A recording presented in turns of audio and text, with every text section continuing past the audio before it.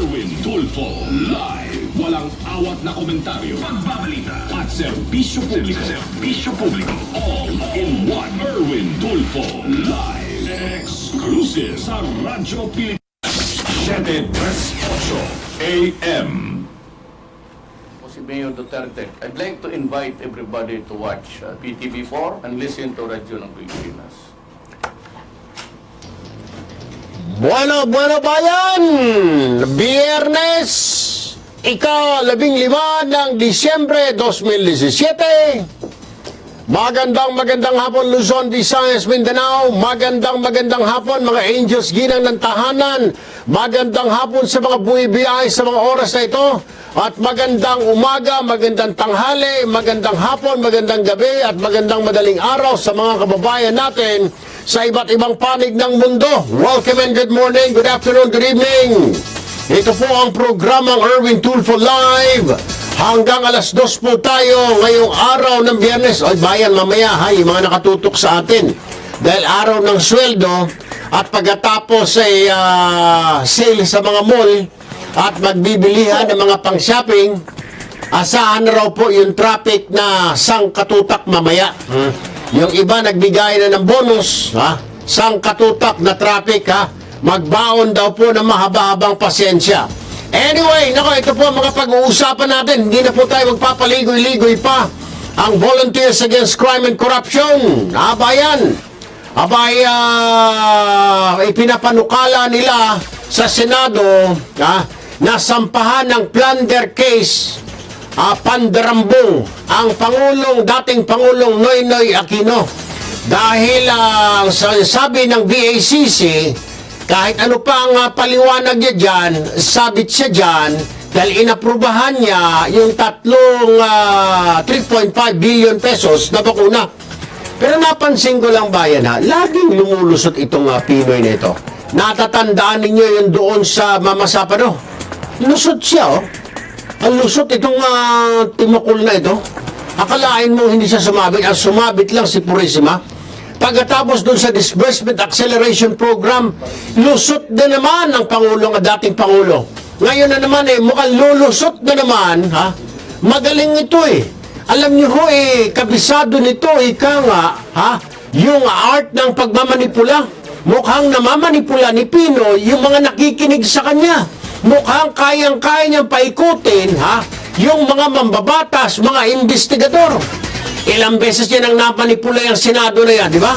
Kaalyado niya yan. Sabagay, kaalyado niya noon yan, ha? Namanipula ng taong ito. Ha? Kita mo, hindi siya sumabit sa Mama Sapano, ha? Namanipula niya ang ombudsman. Ngayon naman yung Disbursement Acceleration Program, hindi rin siya sumabit noon bayan. Namanipula niya rin, ha? Ngayon naman, may ilang mga mambabatas na naniniwala sa kanya na wala siyang kinalaman. Ay, Diyos ko po naman talaga. Kayo bayan ang tatanungin, ha? Tatanungin ko ho kayo. Naniniwala ba kayo na talagang walang kinalaman ng Pangulong Aquino dyan, ha? Naniniwala ba kayo sa sinabi niya na kaya niya minadali yun dahil para makatulong at ayaw niyang masisi na may bakuna na raw, hindi pa niya pinabukunahan yung mga batang Pilipino, ayaw niya raw masisi bayan? Utot mong blue, ha? Pati ako pinagbubula mo, ha? Either nagbubulag-bulagan ka o walang tiwala ang mga bataan mo dahil maaaring tingin nga nila na ikaw isang abnormal na Pangulo. Hindi ba? Bakit mo pakikwento doon sa Pangulo mo? Kung ikaw si Secretary ka rin, na alam mo naman abnormal yung Pangulo mo, hindi mo na ikikwento sa kanya. Ganon siguro. Yan, maniniwala ako na hindi na pinaparating sa kanya dahil tingin ng mga tao niya, nasa paligid niya na abnormal siya. Na abnoy talaga siya. Kawawa naman. Anyway, yan po isa sa pag-uusapan natin bayan. Isa pang pag-uusapan natin, nagre-reklamo daw yung mga militante, nagre-reklamo daw yung mga dilawan. Bakit daw yung ID card ng mga OFW may litrato ng Pangulo? Anong pakialam nyo ng mga hinayupak kayo, ha? Bakit hindi natin tanungin yung mga OFW? Ayaw nyo ho ba, ha? Doon sa mukha ng Pangulo na nilagay ng Department of Labor sa inyong mga ID, ha? Meron kasing may litrato doon. Ang paliwanag dyan ni Secretary Bebot Bello, ito raw ay tanda at para laging maalala ng mga tao ang Pangulo dahil ang Pangulo saludo sa mga OFW.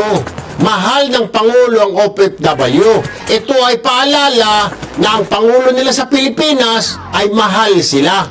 Yun lamang ho yun. Wala nang iba. Wala nang no more, no less. Hindi kagaya siguro iniisip ng mga timukulo na ito ay mag-i-eleksyon.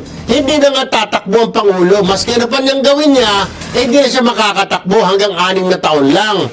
Huwag niyong gayahin yung estilo ninyo sa mga lalawigan, sa mga probinsya, mga congressman, mga senador, na nilalagay yung mga pagbumukha niyo sa mga ambulansya, mga building, nilalagay niyo sa mga pangalan, yung mga pangalan ninyo sa mga bubong na eskwelahan, na hindi naman ninyo pondo yan, Camarines Sur Governor, good morning.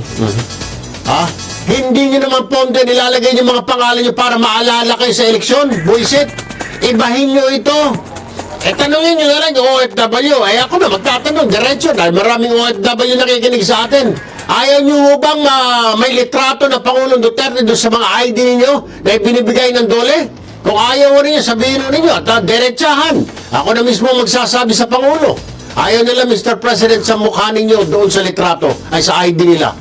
Anyway, makakausap po natin mamaya-maya si Labor Secretary Silvestre Bebot Bello III. Ang kanyang dahilan kung bakit. At ang sinasabi nga niya, hayaan natin yung mga OFW magsabi. Isa pa ang pag-uusapan natin, kabayan, gumaganda ang ekonomiya natin. Ayon po sa SWS, maraming kababayan natin na iniwala na sa susunod na taon, gaganda na ang buhay nila. At sabi rin ng National Economic Development Authority, 6.7 hanggang 6.9% lalago ang ating gross domestic product. I-explica ko ho yan mamaya-maya. Yan po ang mga pag-uusapan ho natin. Kaya tutok lamang ho. Dire-diretso tayo. Oras po natin. 8 minutes after 1 o'clock. Wala po tayong itanong mo sa dalubhasa. Ala hong sumulat. Pero sa Lunes, meron siguro. Ay, pwede po ninyong i-email ho sa akin yung inyong mga problema sa buhay. itulfo2011@yahoo.com lang ho yan. Diyan nyo ipadala ang inyong mga liham. At bibigyan ho namin kayo ng mga payo. Anyway, diretso na ho tayo. Magkaalaman na ho tayo. Ito po yung sinasabi nga ng mga kababayan natin, like na like ko po si President Duterte. Ay, gusto po namin, sabi ni JC Tan. Kasi JC Tan, may mga nagrereklamo dito sa Metro Manila. Mga makakaliwa, mga oposisyon, mga dilawan. Bakit daw nandoon yung pagbumukha ng Pangulong Duterte sa mga ID ng OFW? Kaya nga, ang sabi ni Secretary Bebot Bello, bakit kayo nagrereklamo? Ay yung mga OFW hindi nagrereklamo.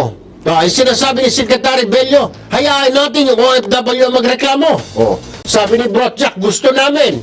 Ricky Santana, gusto namin. Ang picture ni Watt. Oy, oras mo natin bayan, 1:09 in the afternoon, nasa linya ng ating telepono ang founding chairman po at concurrent na Pangulo ng Volunteers Against Crime and Corruption. Walang iba kundi si Mr. Dante Jimenez. Magandang hapon po, Mr. Chairman Dante Jimenez, sir. Yes, Erwin, magandang hapon po naman. Ang rekomendasyon po ng inyong grupo, plunder ang ikaso kay dating Pangulong Aquino dahil sa sabit siya dito sa Dengbak siya. Pero mukhang napaikot niya naman, Mr. Chairman, ng mga ilang senador natin na sinasabing wala akong kinalaman dyan, hindi ako binigyan. Ikaw ba naniniwala na hindi talaga siya inumpurmahan at wala siyang kaalam-alam dyan, Mr. Chairman? Well, napanood ko yung kanyang statement, opening statement niya, kanyang mga sagot. Oo. Sa tingin ko lang sa tingin ko. Nakumbinsi ka ba? Hindi ako nakumbinsi. Hindi lang yun. Hindi, Erwin, ganito lang man. Hindi lang yun. Ang mga sagot niya, sagot kanto ko Paano nyo naman nasabi na sagot kanto boy, sir? Hindi, kasi yung mga logic ko niya, malayo-malayo sa mga abogado. Alam mo, ang mga humaharap sa kanya, mga experts, mga abogado yan, alam nila. So, yung sa kanya, more on parang philosophy. Philosophical answers lang na Oo. na hindi ka tanggap-tanggap. Basta importante kasi ganito. Yung mga na lumabas sa Senado, makakadagdag yun dito sa aming mga ebidensya. Aha. Meron kami mga material evidences, okay? Meron na kami mga testigo. Opo. So, sa pagbubuo kasi ng batas, ng complaint, importante po yan. Kaya sa amin lahat, pasok na po ito. Dahil, doon pa lang sa pagsabi niya, pagsabi niya yung kanyang source of budget dito ay galing daw sa savings. Position yun, dahil dak na dak yan. Aha. Okay? Dahil sabihin mong, that is already against the Constitution. At saka, sabi ko yata siya sa technical malversation, sir, dahil yung pondo na ito para dito, biglang ililipat mo without the approval of Congress, sasabi ka sa technical malversation na, Mr. Chairman. Ang sabi kasi ng Supreme Court, okay yung mga savings, provided merong law. Aha. Ano na sa yung law? Where is that law that approves this Dengbax project? Aha. Wala. Napansin mo rin, Mr. Chairman, ako napansin ko ito Parang ito na yung pangatlong kaso na mabigat na kaso na kinasasangkutan ito ni Pinoy. Una, naalala niyo, sir, Mama Sapano, hindi siya sumabit doon. Bagamat may ilang senador na iniwala na common responsibility, hindi siya nakasuhan doon. Inabsuelto siya ng ombudsman. Pangalawa yun, sa Disbursement Acceleration Program, absuelto na naman siya. Ngayon, itong pangatlo na ito, mukhang maabsuelto na naman, mukhang napaikot-ikot niya ang ilang senador natin na sinabi na talagang in good faith na inaprubahan niya. Pero ako, sir, mukhang sanay at bihasa itong dating Pangulo na ito. Meron siyang tinatawag na art of deception, na napapaikot-ikot niya yung taong bayan pag nakinig sa kanya at mapapaniwala na wala talaga inosente siya, Mr. Chairman. Hindi. Kasi ang problema natin, Ombudsman, kaya di ba, nag-file kami kailan ba the other day, Yes. ng impeachment laban kay Morales. Oo. Siyempre, tanong mo, may nag-endorse ba? Oo. Walang problema sa endorsement. Marami yan. Oo. Tambay lang po kayo. Ang importante rito, may substance yung sa amin. May merit yung aming Right. impeachment complaint. Oo. Kasi siya dyan. Mm-mm. Pag si Morales na wala na dyan sa ombudsman, Oo. sino pa magdedepensa sa kanya? Wala na. Kasi sa sinasabi mo tatlong complaint, Oo. puro si Morales ang Nakaupo. nakaupo. Nako. Tanggalin mo yung Morales na yan. Oo. Sino pa ngayon sa kanya? Wala na. Dapat yung maupo dyan, talagang, ayun nga dapat maupo dyan, talagang may paninindigan. Yes. Hindi yung uto-uto. Tama lang. Kaya that's why sabi, pabayaan mo lang yan. Nakadudod na ng isa, dalawa. Itong pangatlo, nag-file na kami. Now, tingnan na lang natin sa pagkatapos ng holiday season. Oo. Sir, So, pahabol na lamang si dating Health Secretary Ubial, inginuso itong asawa ni Janet Garin na congressman ngayon na pinipwersa raw yata siya, binulungan siya na bumili pa ng maraming Dengbax siya.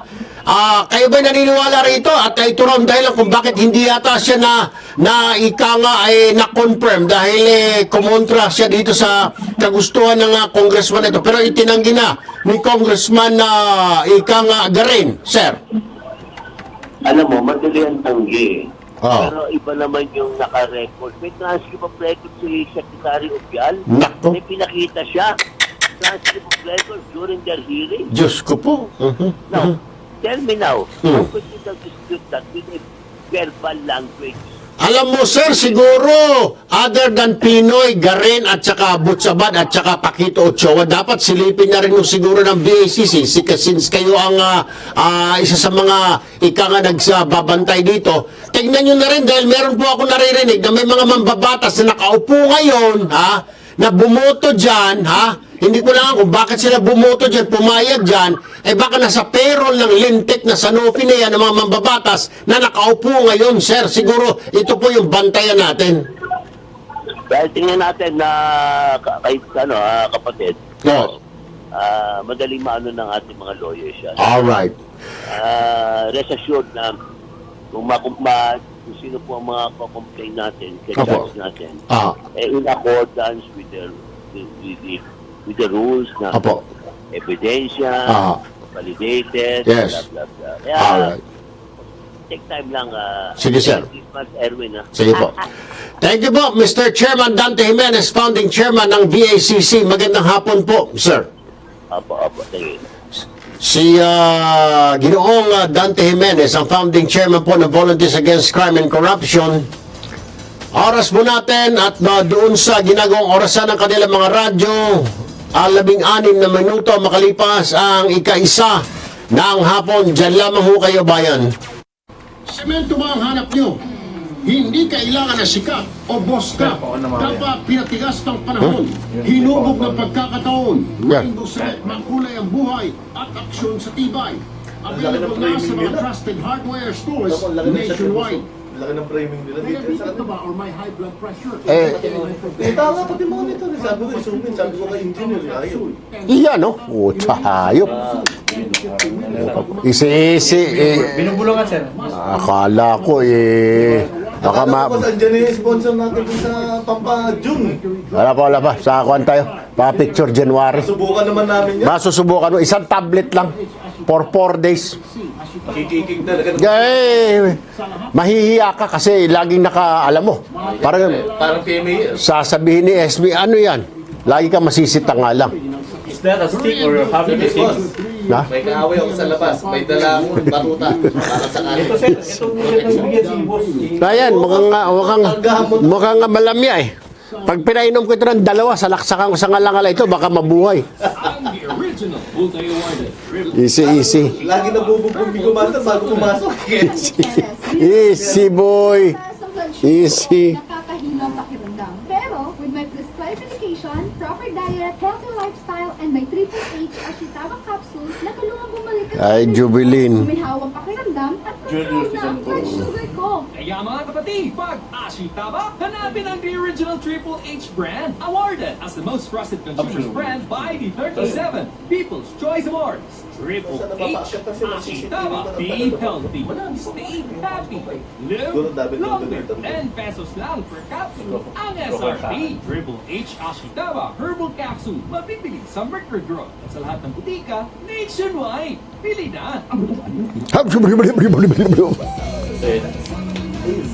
Meron pa tayong Sabado night, ha? San Miguel yan. Actually, Thursday night.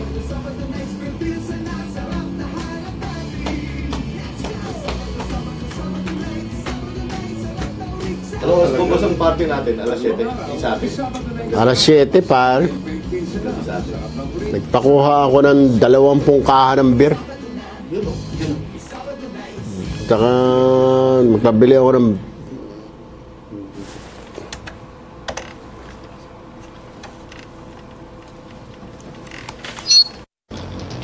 kwento kasi nagkwento ito si Engineer Mariscotes eh. At tirada mo talaga pati nagkukwentuhan itong dalawang engineer. Bayan, pasensya na yung dalawang engineer, pati yung isa pa si Melchor nagkukwentuhan. Tawa mo na yung Edson. Nagchichismisan. Kaya nawala tuloy ako. Pinag-uusapan dito yung mga vitamins daw. Diyos ko po naman, bigyan daw isang engineer namin sa loob ng vitamins din. Oras po natin, 1:20 ng hapon. Dire-diretso ho tayo. Eto't pinag-uusapan pa rin ho natin yung Beng Baxia.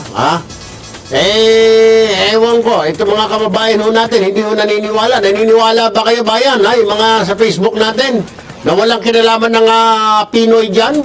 Kasi pinapalutang niya at napaikot niya yung ilang mambabatas natin na naniniwala na wala talaga siyang kinalaman dyan. Pero ako, dalawa lang yan eh. Maaring wala kang kinalaman dyan, maaring wala kang kinalaman dyan, kung hindi talaga sinabi sa'yo. Ngayon, bakit hindi sinabi sa'yo? Kasi nga walang tiwala sa'yo dahil tingin siguro ni Garen, abnormal ka.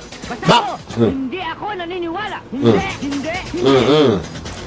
Anyway, nasa linya ng aming telepono ngayon si Secretary Francisco Duque III ng Department of Health. Magandang hapon, Mr. Secretary. Magandang hapon sa iyo, Erwin, at sa lahat ng tagapakinig mo. Aha. Ay, dalawa lang po itatanong ko, Sek. Alam ko, busy ho kayo. Oo nga sobra, dahil itong mga taong binabantayan natin na naturukan Nako.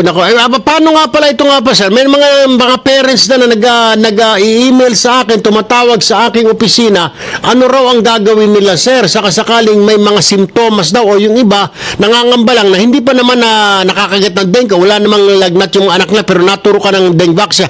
Ano ba ang dapat gawin? At kailangan magkuhan pa rin, yung prevention pa rin. Opo. Yung 4S natin, yung seek early, pinakamahalaga sa lahat sa 4S. Yung unang S, seek early consultation kung nagkaroon ng lagnat, dalawa hanggang 4 na araw. Yes, na Secretary. 38 degrees centigrade. Tapos, yung search and destroy, pangalawang S, no? Yung mga kuhan natin, paligid, kailangan malinis. Alam mo naman na yun, alam na nila yan. No? Number 3 naman, yung self-protective measures, no? Yung mga pag-apply ng mga skin repellent, insect repellent, saka yung mga pagsuot ng mga mahabang manggas, iwasan ng pagsuot ng itim na pantalon, no? Itim na mga damit kasi yan ang gustong-gusto. Attracted ang Aedes aegypti. Yung sa kulay na yan, itim, no? At pang-apat naman, yung say yes to selective fogging kung may patunay ng epidemya or outbreak sa inyong mga komunidad. So, kailangan pa rin ito, kahit na kayo ba'y nabakunahan, sabihin na natin na yung bakuna ay ligtas dun sa mga nagkaroon na ng dating infeksyon, pero medyo nakakabahala yung hindi pa nagkakaroon ng infeksyon dati, nabakunahan, tapos makagat ng lamok. Besides, hindi naman lahat ng mga anak ninyo nagpabakuna. Isa lang siguro sa mga anak Pamilya. Pamilya. So, paano yung iba? Yung iba, exposed pa rin. So, kailangan, meron pa rin chance na makagat sila ng lamok. So, maigi na yung nakakasiguro tayo. Sundin nyo yung paglilinis ng mga kapaligiran. Alright. Sundin ang 4S. Okay, meron din ho kayong hotline, di po ba, Sec? 711-1001 at saka 711-1002. 711-1001. At saka isa, 1002. 711-1002. Yun lang po idadial nila, sir. Tama po kayo. Para ano ito? Para i-report kung nabakunahan yung mga anak nila. Yes, at saka magdadala na rin kami. Hindi, kami na mismo magbababa ng ID. Ayun. 830,000 ang ibababa natin. Utos ni Pangulong Duterte na ibaba ito para matukoy sila bawat isa sa kanila. Alright. At bibigyan natin ng wrist baller para color-coded.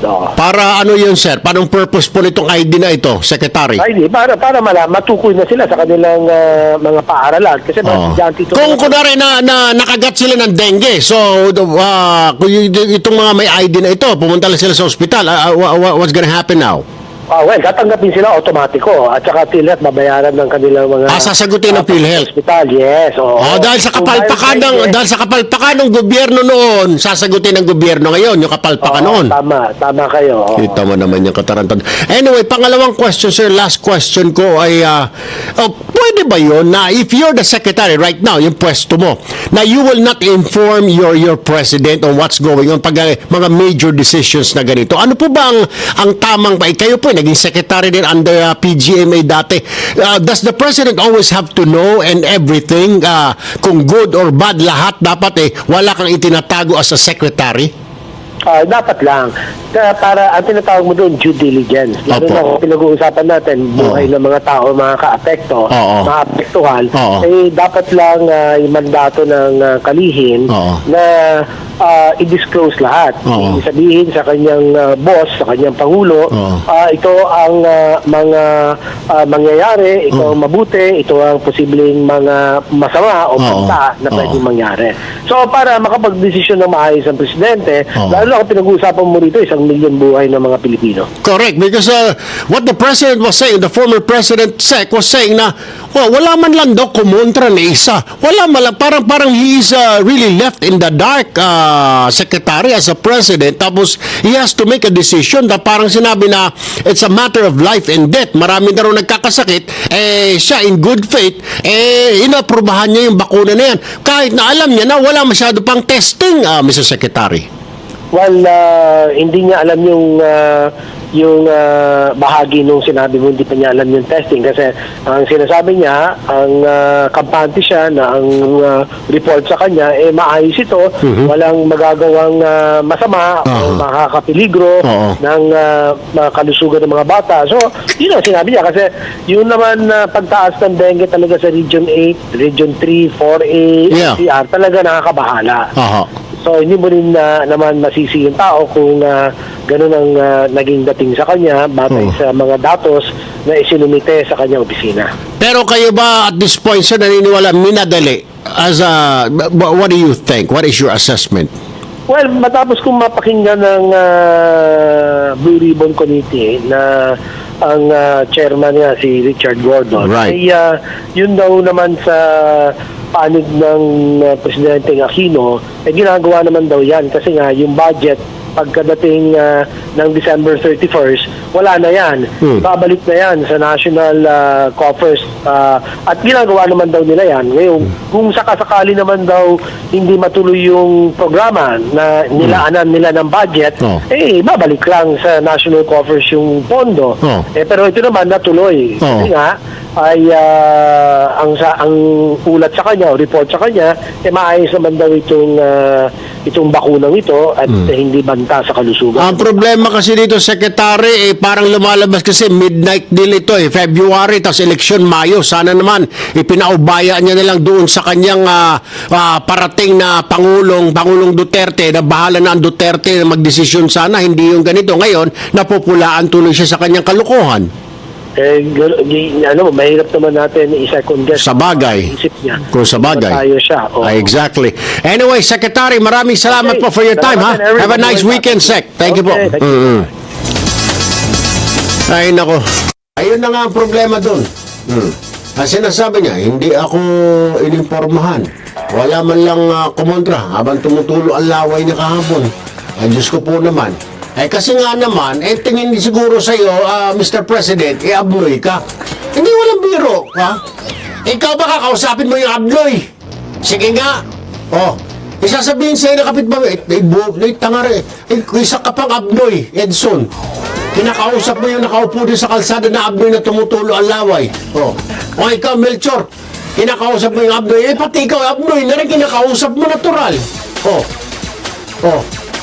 Kung magbabarkada kayo, pati ikaw, Mr. Mariscotes, tingnan mo yung bukaw na kapitbahay natin, kinakausap yung abnormal. Parang, ano sabihin sa'yo? Kausap mo yung abnormal na nakatingala sa langit, tapos tumutulo ang laway, nakaganon. Tapos kinakausap mo. Sasabihin ka talaga abnormal ka rin. Kaya di siguro, si Secretary Garin, hindi na sinabi kay Abnoy, kay Pinoy. Oras mo natin, 1:29, nasa linya po si Congressman Johnny Pimentel, ang chairman po ng Committee on Good Governance and Public Accountability. Magandang hapon, Mr. Chairman. Good afternoon din po, Kuya Erwin. Good afternoon sa lahat. Nako, itong investigasyon sa Senado, ewan ko kung saan na patutungo ito. But anyway, napakinggan nyo naman siguro, sir. Kayo ho dyan sa Kongreso, ano ho ang plano ninyong gawin? Lalo na po itong inyong ikang komite, Mr. Chairman. Well, hindi pa nga natin natatapos. Wala pa natin 1 or 2 hearings pa siguro. Opo. Wala pa naman nag-suggest na ipatawag si President Aquino. But definitely, during the next hearing, imbitahin po namin si former Secretary Garin kasi siya ang principal person dito na ikangang involved. So definitely, pero nung nag-adjourn po kami, wala pong nag-move to invite Secretary Pinoy. Pero kasi imbitado naman talaga si Garin, hindi na pagpunta. Sir? Siya. Sir, matanong kita, ano po ang reaksyon ninyo na nabanggit ni dating Health Secretary Ubial na sinasabit niya yung pangalan ni Congressman Oscar Garin na asawa ni dating Secretary Garin din ng DOH na bumili pa, dagdagan pa, damihan pa ang Dengvaxia vaccine, Kong? I was private. Sa budget hearing, ang lahat ng congressman naman, pwede mag-atid sa budget hearing. Pero hindi kami nagkaabot ni Congressman. Ipapatawag niyo po ba si Congressman Garin, sir? Garin. Ipapatawag niyo po si Congressman Garin, Junior. Nag-a-attend naman po social career sa akin. TikTok ng hilis ng itong nandun si Congressman Garin. Pero hindi naman tanong. Nakinig lang siya doon sa Nakinig lang. hearing po. Alright. Oo. Alright, maraming salamat po, Congressman Johnny Pimentel, Chairman ng Committee on Good Governance and Public Accountability. Aba, kung akong tatanungin, ay tanungin si Congressman Garin. Sabihin kong, bakit mo naman dadagdagan pa, anak ng pusit? Sabi rin ni Congressman Garin, yung asawa ni Janet Garin, oy, Secretary Obial, bumili ka pa ng maraming gamot. Dagdagan mo pa. Ay, tama ka naman. Itarak sa kanila yan, yung mga sobra, isalaksak sa mga bunganga nila. Hindi lang sa braso, pati sa puwet, sa ngalangala, pati sa dila, lahat. Ubusin nyo lahat yan. Kung sino yung mga sabit yan, ubusin nyo sa... Diyos ko po. Kung ako lang masusunod, mabuti na lang talaga marunong di ang Diyos. Hindi ako naging presidente. Kung ako sino presidente, huhulihin ko lahat yung mga buang na yan. Sasalaksakan ko ng iniksyon sa ulo. Si Pinoy, 10 sa bunbunan. Si Garin, palunok ko sa kanya lahat, 5 buot, 10 bote ng dingbak siya, pati asawa niya. Anak kayo ng pusit. Biniro-biro nyo yung mga batang Pilipino na walang kalabalay. Yung iba dyan, pinilit pa. Alam nyo yung feeling? Pinilit-pilit mo yung anak mo. Ayaw ng anak mo umiiyak. Pagkatapos ngayon, malaman mo na yung punyebas na pinilit mo siya. Ikasasama pa niya. Pero ako po ay sobrang na-disappoint dahil mismong ang ahensya nyo ang nagpapahamak sa aming mga anak. You endanger the lives of our children. Exactly. Lako. Exactly. Okay, oras po natin, 1:33. Sa ating pong pagbabalik, pag-uusapan natin daw yung ID, ha? Na nagngangaw-ngaw yung mga militante. Nagngangaw-ngaw yung mga dilawan. Bakit daw may litrato ni Pangulong Duterte? Sabi ni Secretary Bello ng Labor, oy, bakit OFW ba kayo? Mga punyemas kayo? Ha? Hayaan yung magreklamo ang mga OFW, hindi kayo? Tama nga naman. 1:33, dyan lamang ho kayo. Ito mga dami. Pare, patayin muna yung kuwang ko. Fights 99.9% of pimple-causing bacteria. Works for 3 days with regular use. Only 6 pesos SRP for a 4-gram sachet. Try it. Bakal-baka mo! Dito ka na sa pinagkakatiwalaan. May high-grade quality at siguradong hindi pondido.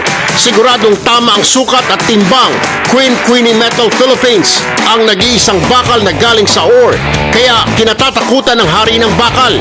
Queenie Metal Philippines, mabibili sa pinagkakatiwalaang hardware stores at construction distributors nationwide.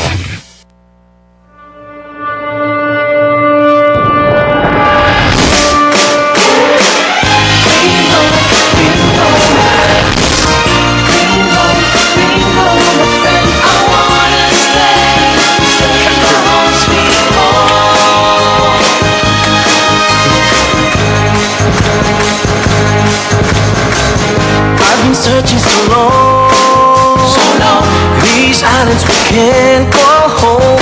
People so warm and smiles so bright as the sun. Now I found you, come on over before. Cebu, Palawan, we dive along, cruise over Davao, Boracay, and we'll relax. Oh, how I love you. Hey, now it's time to come home.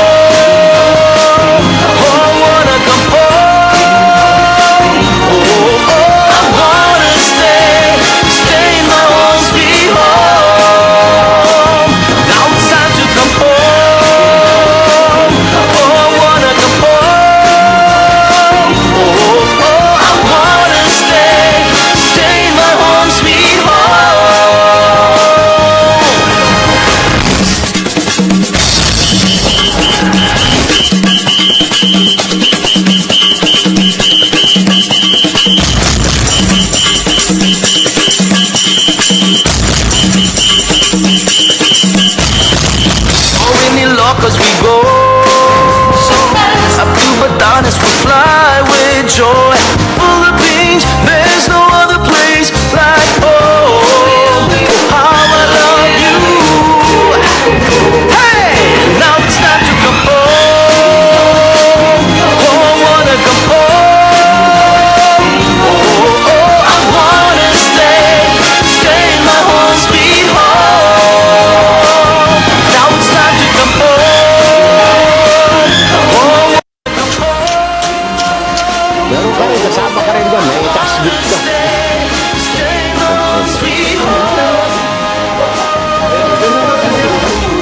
Saktoy tayo dyan po. Anak ng bota, okay na sana. Tawagin mo si Salome, mo tawagin si Emily. Ay, yun na yun tayo. Pinapalitan na lang cheque sa kooperatiba.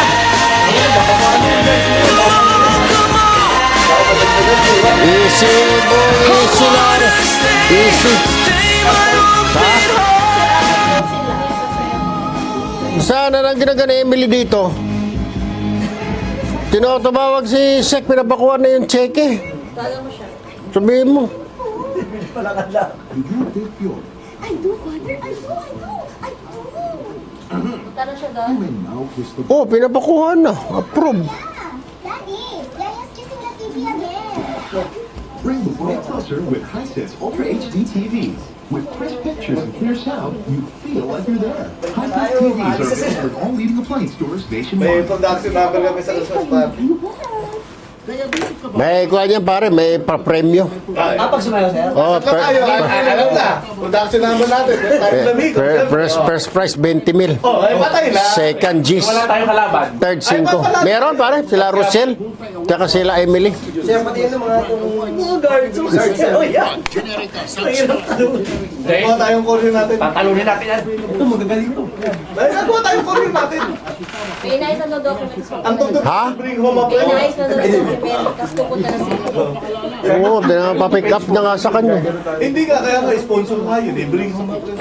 Corner natin.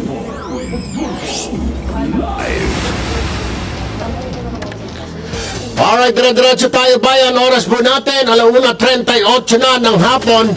Dito ho muna tayo itong mga nagngangak-ngak, itong mga nag-aalburuto na mga hindi naman OFW, ha? Mga basta makasalita lang yung mga buhang, mga dilawan, ha? Mga militante, ngak-ngak na ngak-ngak, nagre-reklamo bayan. Bakit daw yung litrato ng Pangulo nandun daw sa ID ng OFW? Eh, hindi naman sila OFW, ha? O, ito tanungin natin, Bebek, ha? Ang Dalahaw, okay ba sa'yo na may litrato si Pangulong Duterte? Joy Zamora, Nick Caps, Jubilin Babe, Dave Dumantay. Eh, ang problema, yung mga nagre-reklamo, hindi naman OFW, Diyos ko po naman, ay reklamo ng reklamo, basta makareklamo lang. Basta they have something to say, ha? Basta kukontra lang, ha? Eh ayaw, tama naman, ayaw ng Pangulo yung kanyang mga litrato sa mga kung saan-saan. Pero si Secretary Bello natuwa, ha? Dahil alam niya, gustong-gusto ng mga tao, namimiss proud yung mga OFW sa kanilang Pangulo, nilagay yung litrato ni Duterte. Ganun lang ho yun, nothing more, nothing less. Wala pong Pilipino sa labas ng ating bayan at nagtatrabaho, naghihirap. Marami pong salamat sa inyo at gagawin ko po yung pinangako ko sa ating bayan. Maasahan ninyo na talagang maglilingkod ako sa bayan. Baka balang araw, Pinaso umunlad at pwede na ako kayong umuwi. Eh yan, ha? Yan ang isang dahilan kung bakit nilagay po ni Secretary Bello yung litrato ng Pangulo, ha? Bilang pasasalamat ni Pangulo sa mga OFW. At yung OFW naman, ha, na iniidolo siya, natutuwa. Eh kaso mo yung mga reklamador, ha, yung mga hindi naman OFW na mga demonyo, na narito lang nagpapalaki ng puwet dito sa Metro Manila. Ha? Mga militante, mga dilawan. Sus Maria Joseph naman talaga, Sabi ni Ellen Lee, kahit buong katawan pa ni Tatay Digong sa ID namin, okay lang. Si Alex Noe, no problem. Sabi ni JC Tan, yes na yes, gustong-gusto namin si Pangulo. Hindi ako OFW pero okay sa akin, sabi ni Jubilin Babe. Si Nicaps, yes, gusto namin, period. We love to have it with Mayor, sabi ni Joy Zamora. Reklamo kayo ng reklamo mga... O ito. Nasa linya ng telepono si Congressman John Bertis ng OFW Party List. Magandang hapon, Congressman Bertis, sir. Good afternoon po, Tulfo, si Erwin. Opo. Magandang hapon po sa lahat ng nakikinig sa inyo. Sir, reaction nyo lamang ho dito kasi may mga nagre-reklamo na yung bakit daw may mukha ni Pangulong Duterte sa ID ng mga OFW, pero itong natatanggap namin na feedback sa mga Facebook, mukhang happy naman po sila kung ano ho ba ang inyong reaction dito, sir? Actually nga po, isa po ako sa mga review committee niyan bilang isang OFW. Sa tagal ko po mahigit po nga halos sa 15 taon ng OFW, ilang presidente dinaanan ko. Ngayon lang po kami nagkaroon ng presidenteng may puso at malasakit sa mga OFW. Saka kung titignan niyo yung picture, nakasaludo po si Tatay Digong. Ibig sabihin po yun, ganun na lang ang kanyang kataas ang pagtingin sa ating mga bagong bayani. Kaya nga po yung programa ng gobyerno ay naaayon din dyan sa ID na yan. Mapapatigil natin yung mga tiwaling kawani ng gobyerno, lalong-lalo na yung mga faking dokumento na ini-issue minsan sa mga BOE, sa immigration. So yung ID na yan, mag-serve as hindi lang basta ID kasi integrated na po dyan ang DFA, ang immigration, ang FBI, ang MIAYA. So maiiwasan na yung mga tinatawag na red tape at pang-aabuso at pangangwarta sa mga OFW na nagre-renew na passport, lisensya, etc., NBI, etc. Maiiwasan na siguro with that integrated ID. Opo, kasi nga po, yung information po niya na Erwin ay mismo ang nagbibigay ng biometrics, photo, tsaka po yung mga pangalan talaga niyan ay galing ng DFA. So maiiwasan naman yung mga change name, kasi may biometrics na po. Maiiwasan na talaga natin yung illegal recruitment tsaka human trafficking. Tsaka ako bilang isang OFW, very proud nga ako na nandyan yung mga ni Presidente. Kaso nga lang, sa kanya nga rin po nanggaling kay Tatay Digong na ayaw niya nga po yung picture niya. Pero kami, very proud po kami. Ang ayaw niya yata, kung John, yung mga nasa dingding ng mga opisina ng gobyerno na tamad naman at mga kawatan, ayaw niya at baka sumabit din siya. Pero ito naman siguro, paliwanag ang Secretary Bello, ito talaga in good faith nilagay niya dyan dahil sinasaluduhan ng Pangulo yung OFW at alam naman ni Secretary Bello na mahal ng OFW ang Pangulo. So, nga vice versa. So, nothing no harm done. At saka isa pa, sir, naisip siguro ito mga kalaban ni Pangulo, mga dilawan, ito mga ilang militante na mag-i-eleksyon, gusto magpa-re-elect, hindi na nga tatakbo ang Pangulo dahil hindi naman talaga na pwedeng tumakbo after 2022. Kung hindi ba naman mga buhong. Nga po ang aming pinaparating din sa mga bumabatikos dyan, lalo na po sa social media, sinasabi nila na epal daw po si Tatay Digong. Ang sinasabi namin, sumasaludo ang ating presidente sa ating mga bagong bayani dahil sa contribution nila sa ating bansa at ganoon na rin po sa alam niyo naman po na almost 40% of national budget galing din po sa halos kasing halaga ng mga remittances ng ating mga kababayan. Kaya nga po hindi lamang sa IT, meron na rin tayong mga one-stop shop, OFW Bank, may OFW Hospital din binuksan na lahat to ng mga OFW at mga kamag-anak nila ay libreng makakapagpatingin. So hindi po nangyari yan in the last 3 administration po. Ngayon lang po. Kaya nga po wala po kaming problema na nandyan ang mukha ni Tatay Digong. Kahit nga baliktaran pa matutuwa pa nga po kami. At least, pag pinakita namin sa immigration niya, matatakot. Iyon. Parang mahuhututan. Parang tsapa. Tapos may nakalagay na hotline. Please call me. Dapat nakaganon. Anyway, Congressman John Bertis ng ACT OFW Party List. Maraming salamat, sir. Magandang hapon po. Magandang hapon po. God bless you. Ayan, narinig na ninyo ba? Yan mismo, tiga OFW. Congressman pa. Wala naman daw problema. Alam nyo, yung mga nagnangakak, obvious na obvious. Mga dilawan, obvious na obvious. Yung ewan ko siguro hindi kumita. Kaya nabubuisit. Wala naman hong sinasabi na yung Pangulo, yung mga naiisip kasi ng ilan baka magpare-eleksyon. Wala nga plano mag-eleksyon. Ngayon pala nga gusto nang mabubaba ng Pangulo natin napagod na raw siya. Dahil ang daming makukulit na mga dilawan eh. Sus Maria Josep. Anyway, oras mo natin, 1:46 na nga hapon. Diyan lamang ho kayo bayan sa ating pagbabalik. Oy, maraming Pilipino naniniwala na gaganda ang kanilang buhay next year 2018. Kung bakit? Ay mamaya-maya sa ating pagbabalik. Environmental friendly na pintura para sa lahat. Rainbow Colors Paint. Ang lead-free na pintura kakampi ng kalikasan. Kaibigan ng kalusugan. Gawing makulay ang buhay habang nagpipintura ng bahay. Tunay na kulay ilabas na. Rainbow Colors Paint. Mabibili sa mga suking paint center at hardware stores nationwide.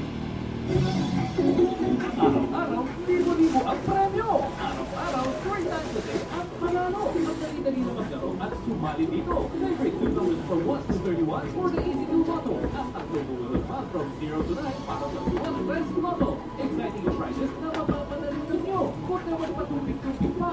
Sugod na sa Lotto outlets at araw-araw. Let's play Lotto. CSM games can be played by those who are 18 years old and above. Korean-built vehicles with 3 years free PMS and 5-year warranty. Dealers offer $49,000 low down payment for selected variants. Visit Sangyong Facebook, Sangyong Philippines. Erwin Tulfo. Live. Alright, dire-diretso pa rin po tayo bayan. Oras po natin na 1:47 na ng hapon. Doon sa ginagawang orasan ng kanilang mga radyo, 1:47 in the afternoon. It's a Friday!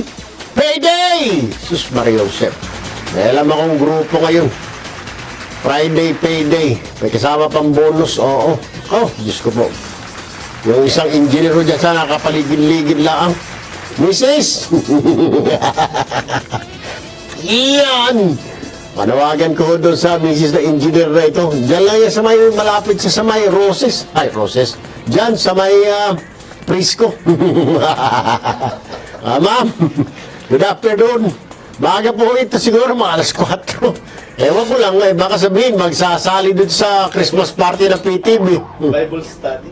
Ay, may Bible study raw. Ako! Kasama si... ito na, nasa linya ng telepono si Secretary Ernesto Pernia ng National Economic Development Authority. Magandang hapon po, Secretary Pernia, sir. Magandang hapon. Si Erwin Tulfo po ito, sir. Good afternoon. Sige. Mukhang magandang balita po yung sinasabi ninyo, 6.7 to 6.9% GDP by 20... Yes, sir.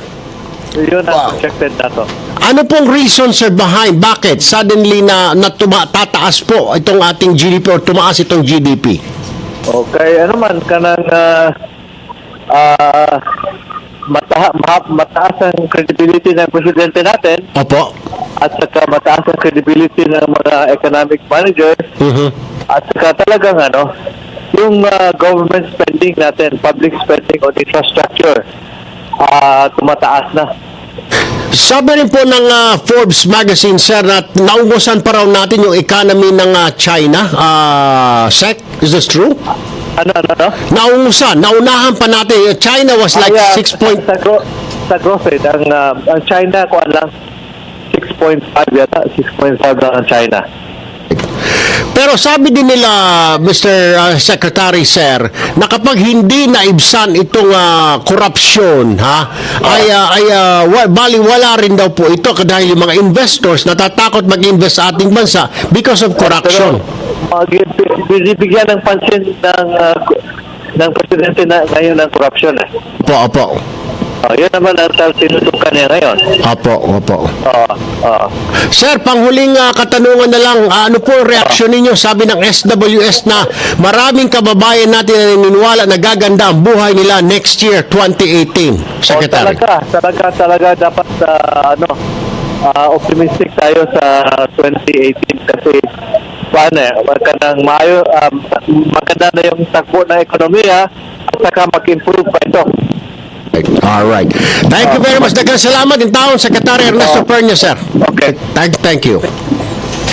Si Secretary Pernia, nasa kabilang linya rin ang ating telepono si Professor Alvin Ang, ekonomista po at professor po siya sa Ateneo de Manila University. Magandang hapon po, Professor Ang, sir. Magandang hapon po sa lahat po na nakikinig ngayong hapon. Alright, sir. Reaction nyo lamang po na Daneda, lalo na si Secretary niya saying na he's looking at 6.7 to 6.9 na GDP 2017-2018. Sir, achievable ba ito? And ano kaya mga factors? Secretary Pernia saying because nagtitiwala ng mga investors kaya tataas yung GDP. Prof. Actually, yan po ang aming tansya. Nagkataon na pareho po ang aming pananaw sa ekonomiya. Itong na to sa susunod. Ito po kasi ang nangyari sa ekonomiya natin ngayon, tinatawag kumbaga sa may growth momentum, kumbaga po sa sasakyan, may sariling buwelo, nabelo po siya ngayon. Ang panahon ng mga investment at mga polisiya na naipasa mula pa ng panahon ni Presidente Ramos, lahat po yan, malaki po ang influensya up to this time. At kaya kung tutusin po, ang takbo po ni yung ekonomiya natin talagang abante. Ang question na lang po niyan ay paano po paghahati-hatian po ang paglagong yan. Yan ang malaki na challenge po na pamahalaan sapagkat yung pagpapatakbo okay, pero yung pag-distribute ng pakinabang, yan po ay yung challenge sa Sir? Yung pa rin po. Alright. Professor Alvin Ang, Ateneo de Manila University. Sir, thank you so much. You have a nice weekend, Prof. Ngayon po, salamat din po. Thank you po. Si Professor Alvin Ang po, so pareho po ang pananaw nila. Tulad po ng NEDA, and I believe, dahil nga po siguro, talagang nanunumbalik yung tiwala. Nakikita, kahit siguro ako, kung ako investor, nakikita ko na, stricto doon sa bansa na ito, tatakot yung mga loko-loko, mga kriminal, ginagawa nila ng paraan ng Pangulo nila, yung corruption, etc. Siyempre, you will have confidence, ika nga, so mag-i-invest ka. Ito po ang dahilan kung bakit tataas po yung mga gross domestic product, ika nga, ng mga bansa, where when you see a very sound economy, you see a very sound peace and order, matutuwa ka bayan, di ba? Anyway, oras mo natin na 1:53 ng hapon. Kami ho'y pansamantala magpapaalam na muna. Bayan, kita-kits po tayo sa Lunes. God is good all the time. Ako po si Erwin Tulfo. Nag-iiwan sa inyo ng isa magandang hapon, bayan. News and current affairs. Top stories of the day. Business, sports,